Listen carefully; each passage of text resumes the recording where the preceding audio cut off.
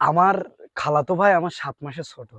ওর যে বিয়ে করার এত শখ, ওর মারে যেই বলিছে যে মা আমি বিয়ে করব, ওর মার বলছে যে তোর বড় ভাই এখনো বিয়ে করেনি, তোর বিয়ে দিলি মানুষ কি বলবে।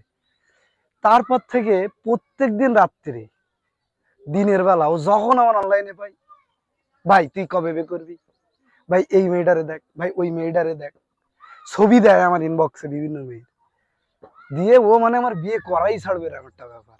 আচ্ছা আমার কথা হচ্ছে ভাই, তোর যদি কোনো মেয়ের ভালো লাগে, তুই তার বিয়ে কর নাই, তুই নিয়ে পালাই যা। তো যদি কোনো মেয়ের ভালো না লেগেও থাকে, যদি তোর গার্লফ্রেন্ড না থাকে, তুই লোকের বউ নিয়ে পালাই যা। তুই বাংলাদেশের মধ্যে যদি তোর ভয় লাগে পালাই যাতে, তুই ইন্ডিয়ায় চলে যা, তোর ভিসা পাসপোর্টের খরচ আমি দেবো। তবুও ভাই তুই আমার এই পালি জ্বালাইস নে, আমাকে ভাই আমার মতন থাকতে দে। তো যত টাকা লাগে যত খরচ সব আমি দেবো, তোর সাক্ষী পর্যন্ত মনে কর আমি এনে দেবো ভাই, তোর কবুল পড়ানোর দায়িত্ব পর্যন্ত সব আমার। তুই দয়া করি ভাই আমার আর আর জ্বালাইস নি ভাই।